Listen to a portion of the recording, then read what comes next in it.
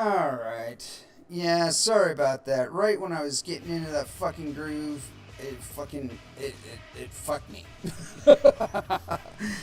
Oh well, this will be the last time that I try and sign on for today, so, maybe we'll get lucky, maybe the cooling will work right, and we'll get to the end, but there's a possibility that it won't. So, again, deepest apologies.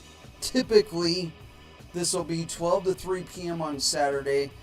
And like I said before, I think what I'm going to try and do is migrate this over to another system. Just because you deserve better. You deserve better. And I really appreciate you guys tuning in. So, hey. But anyway, so for the moment, we'll continue. And hopefully we'll actually get through this until 3.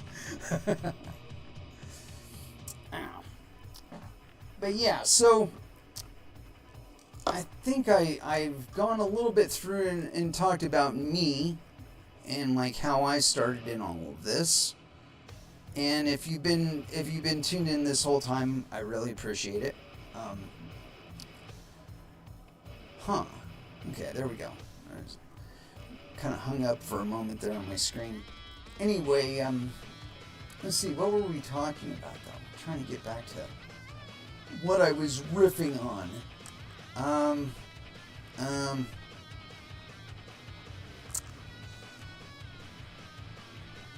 Oh, yes, we were talking about Bitcoin and industrial mining not being profitable. Number one indicator is if they go public. They're trying to generate revenue that they can't generate via their current operations. They're trying to expand. In most cases, though, the company has, at least a framework in mind of how much money they could be earning on what they're doing. Now, in Bitcoin mining, in industrial Bitcoin mining, you can do that to some extent. However, it takes time to build the facilities. It takes about, I want to say it's like 2 to 6 months to get the thing operational. You're only going to get 4 to 6 months of operation out of it where you're actually making money. So lining everything up to where you've got that 6 months, okay? Not just 4 months. You're pushing for that 6 months of profitability. You're doing things like timing your hardware purchases according to the design cycles of NVIDIA. So that when you're actually putting the devices in, you're trying to lower that interval from the purchase time to the time you're getting the devices in. And that can make the difference of months worth of profitability, because it all depends also on when everybody else gets access to those same devices. This is where specialized hardware has become a permission in mining. Satoshi wanted all of us involved, and the way to get all of us involved is to set the hardware requirements low enough so that the average person can mine. If the average person cannot mine, the average person cannot use Bitcoin. It might as well be Visa as far as they are concerned. And a number of us are kind of geared toward that dependency mindset. And so the idea that we're not mining ourselves, it's not really that big a deal to us. We weren't doing banking before, so why should we do digital banking now? And this was one of the reasons why Bitcoin can run on pretty much anything. Because Satoshi knew that the environment of mining would at some point become adversarial. And so the network could not be dependent upon things like corporations, because that would mean that its mining was located in a few isolated places, and that taking down the network or attacking it would be relatively simple. This is why, again, it's supposed to be able to run on anything, so that even if it is getting attacked, even if it does become a military target, an official military target, it's an ad hoc network. Meaning you don't have to be connected to it all the time. You could turn your machine down, they're doing a patrol in your area. As soon as they're gone, you fire that bad boy back up again, reconnect to the network, resync, catch up, and get back to mining again. We did this with intent. There were fucking months and years of debate and iteration testing and deploying projects and watching them crash, figuring out how they crashed.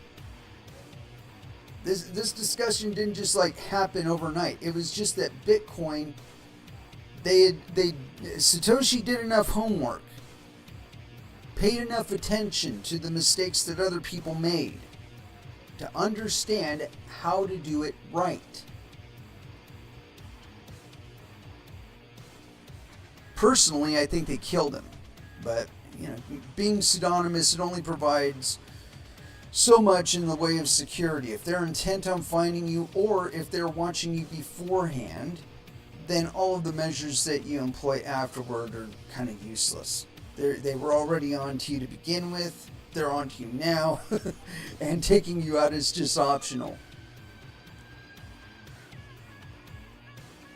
So anyway, I think that they took out Satoshi and they put in the block size limit. Because I was around during those debates too. Whether or not the miners should actually enforce the block size limit or include that thing. And unfortunately, the smaller miners lost that argument.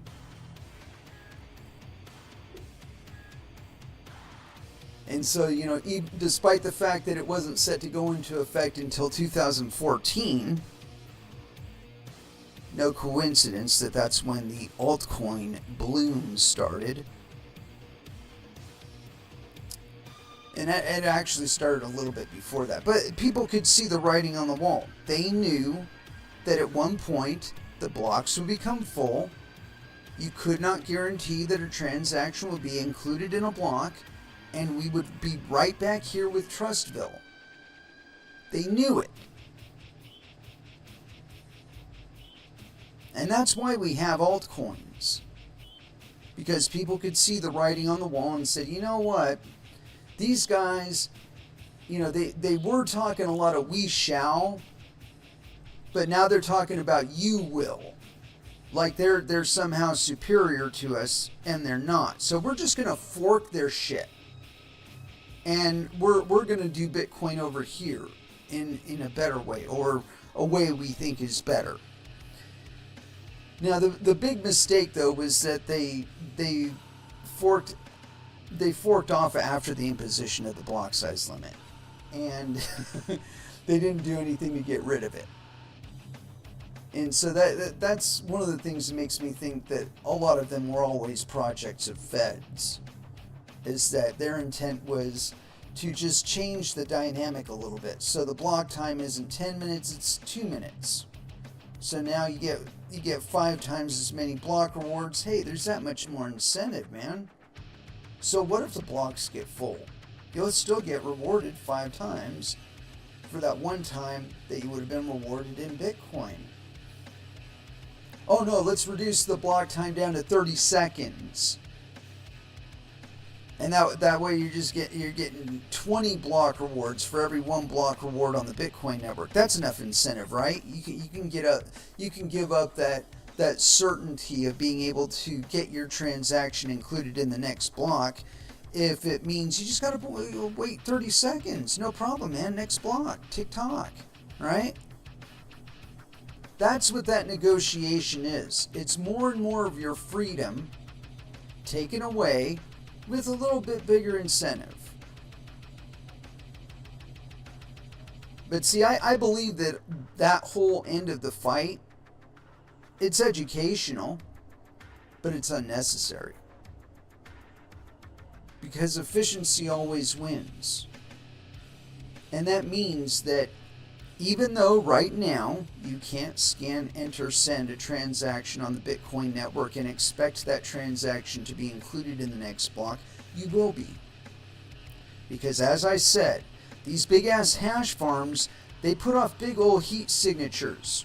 Heat signatures you can see from space. So as this mining battle becomes more kinetic, it's also going to become more targeted and more intense. Where I believe it'll be getting down to the point where adversaries are attacking your construction site before the fucking thing is even built. Because they don't want you on the network.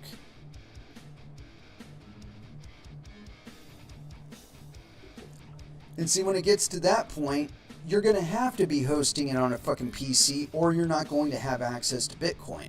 You're not going to be able to use it at all. And so again, the necessity to retain the block size limit, I believe, will go away.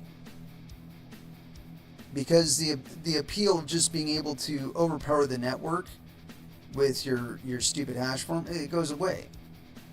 Because it makes you an immediate target. The moment you fucking turn the thing on, every satellite surrounding the planet sees the thing. How long do you think you got of fucking profitability then? It's not going to be 4 to 6 months before somebody tracks you down and throws an ICBM on your ass. And that's exactly where the incentive goes.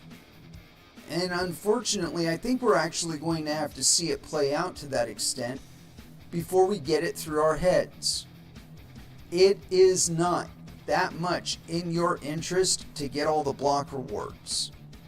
I know, that sounds fucking crazy, right? Why don't I want to get all the block rewards? It's very simple. If no one else has Bitcoin, then no one else can spend Bitcoin. And at least part of the budget that you keep the lights on in your hash farm with is coming from transaction fees. Other people's transaction fees. And imagine as you might that you can survive forever on the block subsidy alone. You cannot. Not even in the future tense. As a matter of fact, I believe that one of the attrition factors is going to be the continuing declining price of Bitcoin. And yes, it is going to continue to go down. It has not hit its floor. I think it's probably going to go down to 4 figures. And I know that sounds a little crazy, but hear me out. It has to have utility. And right now, Bitcoin does not have any utility. At least not for the intended group that was supposed to get benefit out of it, which is you. I mean, bankers love it because they think that as long as that block size limit's in there, they're going to be able to keep control of the network, and it's just going to be all them. Problem is, it's global. And in order for it to be valuable to the globe has to be able to mine it. So if we manage to make it illegal for anybody else to mine it, we've made it completely worthless to them. It might as well be Visa or Swift. And you know what they're going to do then? They're going to use coins that you don't have any control over. Like Monero or Tether. If they manage to get it Tether delisted, it'll be the worst fucking thing to ever happen to the US dollar.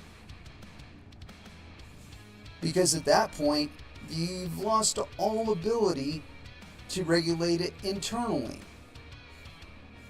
If they've got Ifinix as an adversarial actor, forget about it. Just forget about it. They've got banking outside of the United States.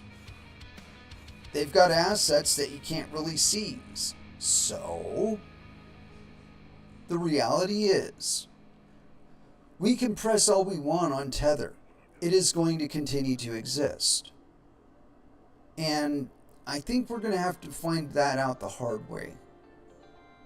That after the Genius Act is fully implemented, and most of the stablecoins that people didn't have all that much faith in will go away, whereas those that had a sufficient market to keep them sustained will persist. And there's nothing anybody can do about it. If there was, Monero wouldn't exist right now, because it's a privacy coin, and like it or not, your legislators do not like privacy coins and do not want privacy coins to exist, or at least your bankers don't want them to exist. But I mean, your legislators might be cool with it, especially if they actually have some. So that's what you got to do. Tip your legislator in a privacy coin, because then they will have it in their self-interest to keep their assets legal for them to access and spend. No, craziness, right? Why would you want to give away money? Believe it or not, it works. Believe it or not, it works. You know, when Verge was sponsoring my radio show, I managed to get that coin from like 4 Satoshis to 26 cents. And of course, it wasn't just me.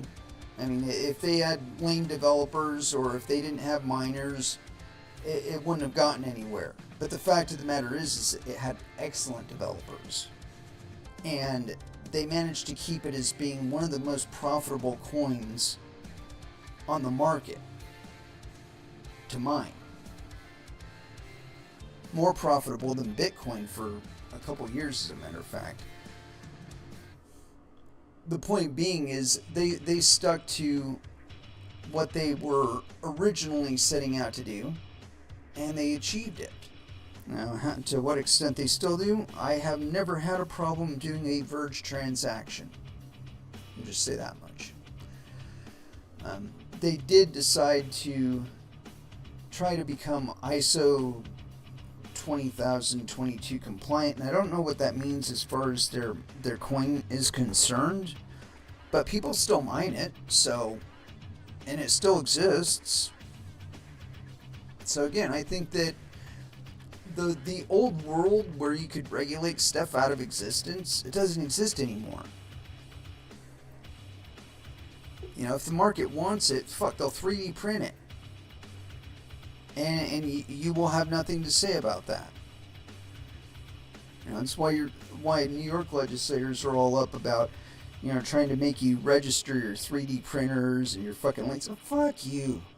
I'm not gonna register shit. You know, my 3D printer doesn't even hook up to the internet. So there. How are you gonna stop that shit? Not gonna stop anything. But it makes me laugh, though, that, you know, we're basically in an economic depression right now. And it's mostly because your legislators have sought to destroy the retail market. They want to develop Mamdami's fucking hyper-dependency model where you got things like state stores or government stores. It's fucking craziness. And I was just watching the All In podcast, guys, and they were talking about how initially the stores will probably be really successful. And I think that's possible. I think maybe while it's got exogenous income keeping it afloat, that it's possible. But I don't think that the supplies will keep up. Meaning that whatever they've got envisioned on the board right now will also not account for things like hoarding. You know, where their special discount day comes and people come from like 2 states away to stock up on toilet paper and shit like that. Just because the incentive is enough to make it worth going and doing. And again, I think that they're probably not looking that far down the road where they think that things like government stores is actually going to work. But who knows? Maybe we're all wrong and socialism just hasn't been tried right yet. I don't know, man. I think a few centuries of like failed experiments is enough to convince anybody that communism and socialism eventually produce starvation and strife. Socioeconomic strife.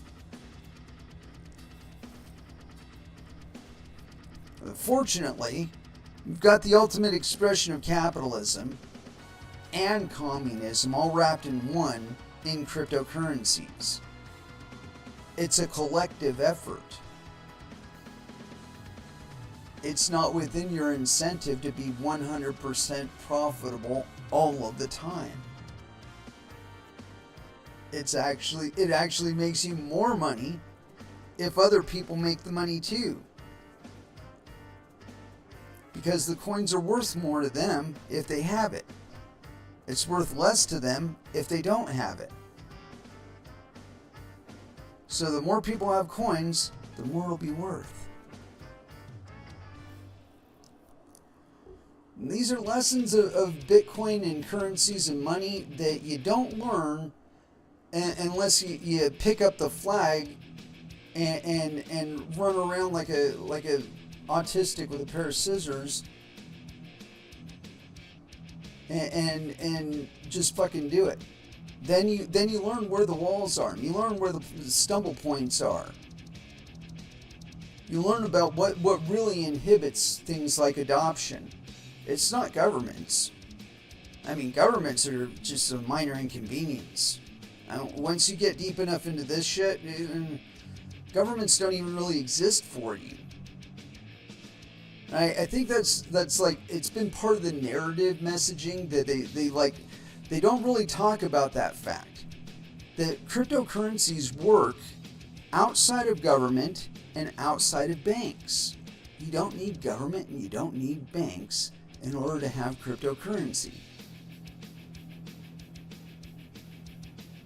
And it's a lesson that we're going to learn repeatedly over the next decade. I mean, it's really funny to me because, like, the fact of the matter is we're almost 2 decades into this already.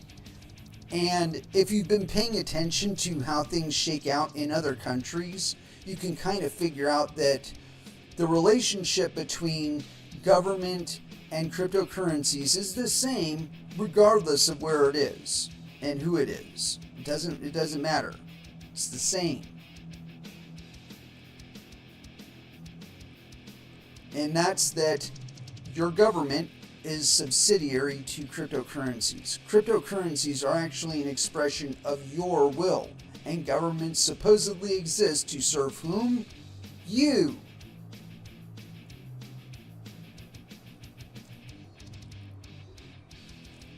So their best role is to just like back the fuck off and let us do what we're doing. Because we will create the economic activity that gets taxed, that fucking pays for their job to exist. They just have to back off and leave us the fuck alone. We'll get there. Anyway, I think I've got an article around here that I really wanted to get into. I've got a few, actually. Here, don't threaten me with a good time. It's on Fortune magazine. I bought peptides with crypto. How my purchase helped fuel a $100 million gray market. Looks maxing economy. Let me see if I can actually increase the size of this to where I can read it.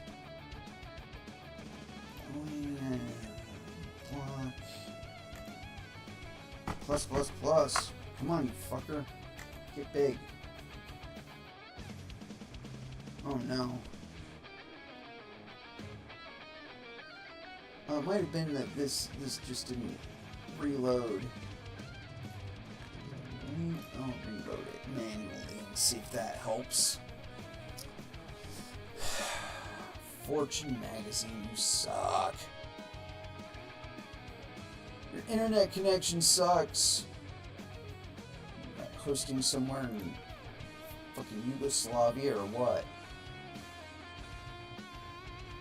I know my internet connection isn't the issue here. Okay, I'll just say that. At least I don't think it is. Oh well. You know, screw you, Fortune. If you